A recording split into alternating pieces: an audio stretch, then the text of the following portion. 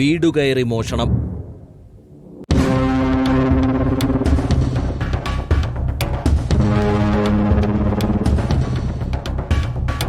പട്ടാപ്പകൽ ഫ്ളാറ്റുകൾ പോലും സുരക്ഷിതമല്ല എന്നതിന്റെ തെളിവാണ് തിരുവനന്തപുരം മുക്കോലക്കലിൽ നടന്ന സംഭവം. കോർപ്പറേഷൻ ജീവനക്കാരെന്ന വ്യാജേന ഫ്ളാറ്റിൽ അതിക്രമിച്ച് കയറി 65-കാരിയെ ക്രൂരമായി മർദ്ദിച്ചാണ് 75 ഗ്രാം സ്വർണം മോഷ്ടിച്ചത്. 2 സ്ത്രീകളടക്കം 4 അംഗ സംഘത്തെ ഫോർട്ട് പോലീസ് പിടികൂടി.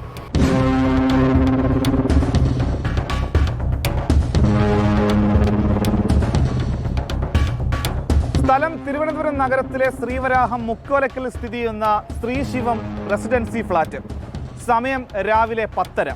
മോഷണ സംഘത്തിലെ ഷീബയും ശരത്തും ഓട്ടോയിൽ ഫ്ളാറ്റിന് മുന്നിലെത്തി. നഗരസഭയിലെ ശുചീകരണ തൊഴിലാളികളെന്ന വ്യാജേന വേഷമിട്ടാണ് ഇവർ 5-ാം നമ്പർ ഫ്ളാറ്റിലെത്തിയത്.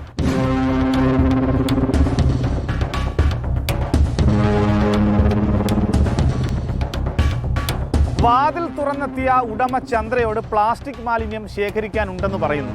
ചന്ദ്ര അടുക്കളയിലേക്ക് തിരിഞ്ഞതും ഇരുവരും മുറിയിലേക്ക് ഇടിച്ചു കയറി. പിന്നാലെ മോഷണ സംഘത്തിലെ 2 പേർ കൂടിയെത്തി. ചന്ദ്രയെ ക്രൂരമായി മർദ്ദിച്ചു.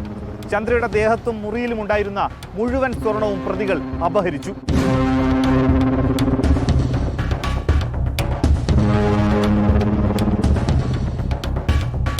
ചന്ദ്രയുടെ അയൽവാസിയായ റീനയാണ് ഗൂഢാലോചനയിലെ പ്രധാന പങ്കാളി.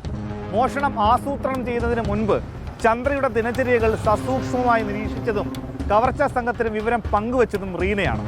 ഇതിന് പ്രത്യുപകാരമായി സ്വർണ്ണാഭരണങ്ങൾ മോഷ്ടിച്ച 4 അംഗ സംഘം ഫ്ളാറ്റ് വിട്ടിറങ്ങിയപ്പോൾ റീനയുടെ ഫ്ളാറ്റിന് സമീപം വെച്ചിരുന്ന കലങ്ങിയ വെള്ളം നിറച്ച ബക്കറ്റിൽ 2 വളകൾ ഇവർ നിക്ഷേപിച്ചിരുന്നു.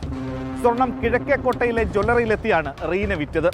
ഈ നീക്കമാണ് പ്രതികളെ പിടികൂടാൻ പോലീസിനെ സഹായിച്ചത്.